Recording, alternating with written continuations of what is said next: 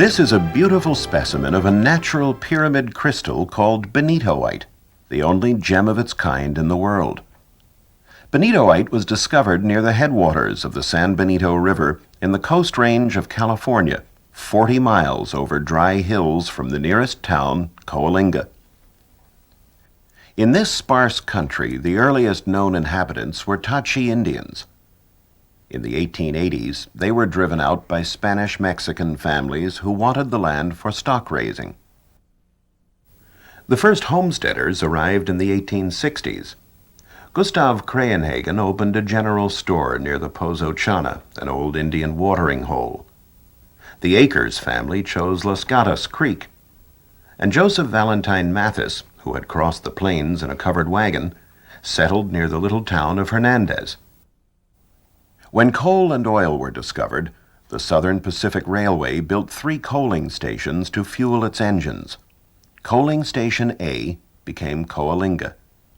In 1901, Roderick Dallas, a young man from the East, arrived to check on an investment made by an uncle in the New Caledonia Oil Company.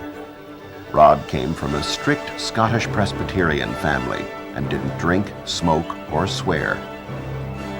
Most of the inhabitants of Coalinga were single males, prospectors and roustabouts, who were frequently found in 13 saloons that lined Front Street, also known as Whiskey Row. It was a rip-roaring frontier town with a reputation for raising nothing but hell and jackrabbits.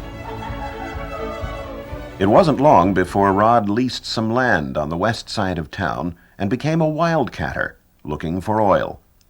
An independent operator, he called his company the Lucille, and his first derrick the Lucille No. 1.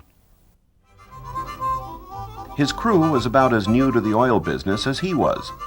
They knew how to dig, but that was about all. At 1,000 feet, they struck oil and were soon pumping several hundred barrels a day. Not long afterwards, and not far away, the Silver Tip Gusher came in, producing 5.5 million barrels in just 4 months. Coalinga was growing into a real town. Families moved in and built houses and a school. Church services were held in a railway passenger car on a siding. There was a volunteer fire department and an opera house. Rod began to smoke cigars and learned to play the harmonica. He got a little dog, which he named Boxer, after the rebellion in China. Then he met Lida and Ida, the Mathis twins, from the pioneer family in San Benito County. Lida taught at a one-room country school in Hernandez. Lida and Rod got to know each other at Fresno Hot Springs, which had been discovered by an uncle of the twins when he shot a grizzly bear there and washed his hands in a bubbly spring of what turned out to be warm sulfur water. He built a bathhouse, which later on Gustav Kreienhagen turned into a resort hotel. People from all over came Saturday nights to dance to tunes from a fiddle and guitar. Rod came by stagecoach from Coalinga and courted Lida, and with other couples played games and took pictures. At the Alpha Clubhouse, a young ladies' organization in nearby Lemoore, Rod and Lida were married in 1906. In Coalinga, they built a house at 193 Jefferson Street. Rod organized the Independent Oil Producers Agency to get a pipeline to carry the Independent's oil to the coast, since the little companies couldn't compete with Standard and Associated, which had their own pipelines. Nor could they get space in the Southern Pacific's tank cars. It was about this time that Jim Couch came to the Lucille looking for work, and Rod grub-staked him for $50 to go up the Las Gatas Road to look for cinnabar or copper or whatever he could find. It was December when Jim drove his horse and wagon about 25 miles out, camping that night at the Akers Ranch. When the road petered out, he unhitched the wagon and went on by horseback, stopping in a little valley he described as a beautiful pine-studded glade as level as a floor, where there was a nice stream of water and an abundance of green grass for my faithful horse. After making a pot of coffee the next morning, he walked about 75 yards up the hill.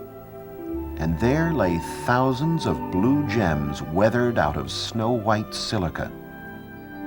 Rod sent an engineer, Lee Hawkins, to go with Couch on a second trip, and samples were sent to gem experts. First, it was thought to be volcanic glass and of no value. Then the word went out that it was sapphire. But it was Professor George Louderback of the University of California who identified the gem as a specific crystal structure that has been determined theoretically and proved mathematically in nature, but never been found before. It created great excitement in geological circles. Professor Louderback named the new gem Benitoite, after the county and the river. A companion stone, a shiny black prismatic crystal embedded in the same white matrix, was later identified as Neptunite. Most Benitoites are cornflower blue, but they range from almost colorless to purple-violet. The gems are double refractory, like diamonds, which means they radiate other colors only slightly masked by the blue. Sapphire, which gives off only blue, is less brilliant. The Benitoite is softer than either diamond or sapphire, being only 6.5 on the Mohs scale. Rod Dallas lost no time filing papers of incorporation, and on February 20th, 1907, the Dallas Mining Company became official, with an organizational meeting held in Coalinga. Sam Bowen, a friend, put in some money and was elected chairman of the board. Mrs. Dallas, an ex-school teacher who wrote clearly using the Palmer method, became secretary and kept the books. H. Welsh, a lawyer from Fresno, came to draw up the papers. 100,000 shares of stock were issued, and to pay operating expenses, 10,000 shares were put on sale at 50 cents each. Jim Couch offered to work for $3 a day, half in shares. Soon, horses and mules, wagons and provisions, geologists and laborers arrived and broke new trails over the hills to the mine site. The hand laborers were paid $1.50 a day, plus grub. None of them knew anything about gem mining.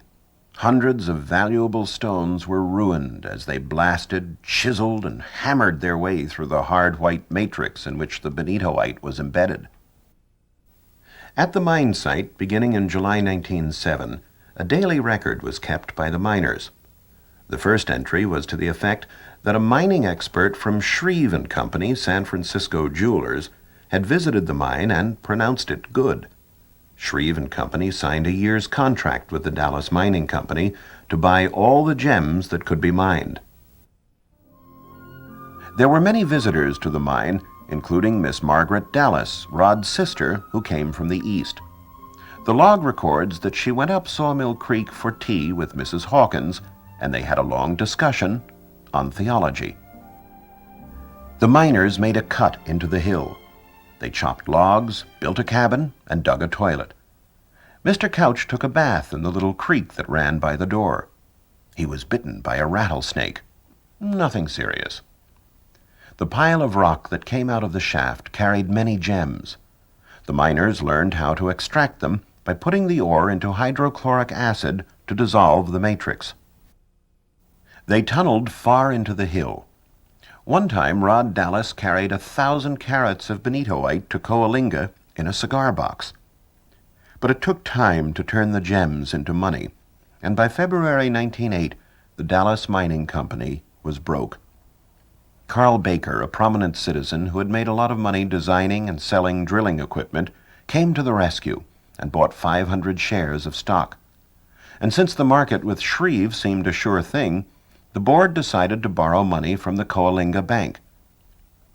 However, Shreve & Company lost some of its early enthusiasm and wanted to pay less per carat than agreed upon. They were concerned that since the mine was the only one of its kind in the world, how could they maintain a supply if the vein were lost? Another problem was the Benitoite's softness, which made it impractical for engagement rings, since they can get pretty hard usage from pots and pans after the romance wears off. The board of directors of the Dallas Mining Company wouldn't budge on the price and voted unanimously that No further business shall be transacted with Shreve and Company under the contract made the year before. There were no other prospects, and the Dallas Mining Company was over $3,100 in debt. The board levied 5 cents a share on all stock. Those who didn't pay were to have their stock put up at public auction. Lyda began to paste the returned stock certificates back into the book. By June, when the company's debt had risen to $6,300, the assessment was increased to 10 cents a share. Among the stockholders who couldn't pay were Jim Couch and Lee Hawkins. Work went on at the mine, but without the old enthusiasm. It was hard to follow the vein. There was trouble with the miners as well, possibly because some pay was in shares of stock, and what was a share worth? Some of them blamed that fellow in Coalinga whom they now called Righteous Rod, because when he visited the mine on July 4th, a Sunday, they said he observed the holiday in a pious and sanctimonious manner. In contrast, things were going well in Coalinga. From a lookout near the mine could be seen hundreds of oil derricks dotting the landscape. In 1910, the Independent Oil Producers Agency got their pipeline to the coast. Rod bought a big office safe to hold the papers, as well as all the returned shares of mining stock and unsold Benitoites. The Coalinga Record reported that 43,228 shares of delinquent stock were to be sold at auction. No one bid. At the mine, the Chinese cook Ah Wing quit.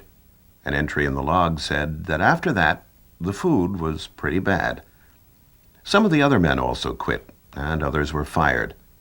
Another entry, possibly from Mr. Couch, read, "I start for Coalinga and take part of my things. I go for good." On a train trip east in 1910, Rod and Lyda presented a specimen of Benitoite to the Smithsonian Institution. Coalinga had become a substantial town with some fairly wealthy men, but nobody wanted to invest in Benitoites, even after the price per share went down to 25 cents. The decision was made to close the mine. In May 1912, Honest Rod personally paid off the mining company's bank loan. The other big news of that autumn for Rod and Lyda was the birth of a daughter, Helen. Rod proudly passed out cigars. At the final board meeting in Coalinga, Rod Dallas, as president, was instructed to procure a patent for the mining claims from the federal government.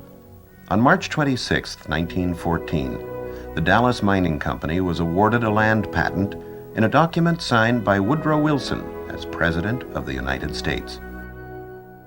Only occasional visitors went to the mine. Lyda's twin, Ida, and her husband, Tim Brothers, went on a camping trip, and on one visit, Rod took his little daughter, Helen. Whether it was on purpose or through neglect, the Dallas Mining Company didn't pay the state franchise taxes, and on March 3, 1917, forfeited its charter and ceased to exist as a corporate entity. These were World War I years. Rod headed the Coalinga Red Cross, and Lyda went back to teaching school. Rod also helped organize the Chamber of Commerce and became involved in politics. He earned another nickname, Recall Rod, when he helped oust 2 county supervisors. As a Hiram Johnson Republican, he supported small-town leadership against the big boys.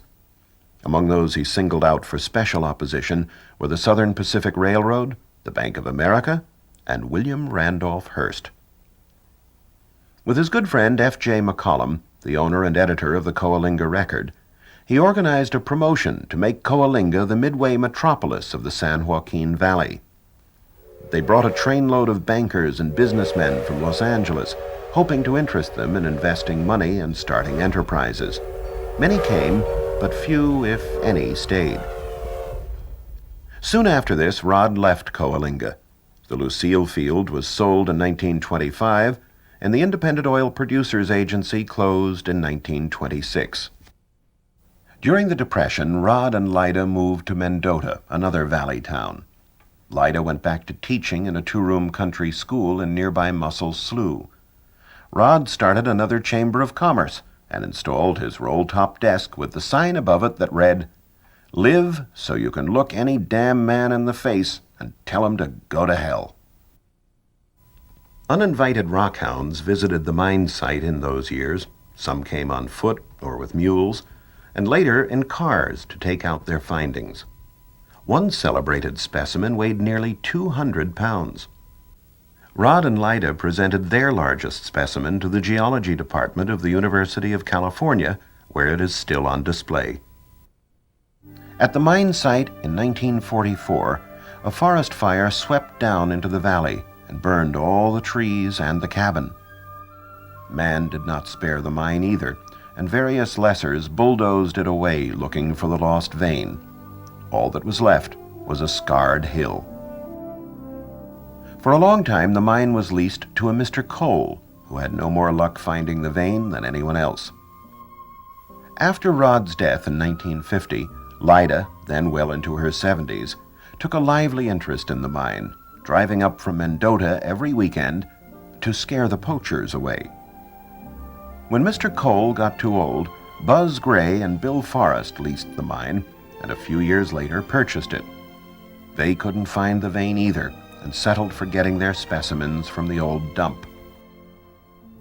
A locked gate was put across the main road to discourage poachers, but otherwise today the landscape looks the same. The little pool where Couch took his bath is still there, and at the forest fire site, trees are growing back against outcroppings of stone. In 1987, Benitoite was made the California State Stone, and more rockhounds now want specimens for their collections. Miners still dream of gems as perfect as these. Perhaps one day, someone will finally find the lost vein of Benitoite.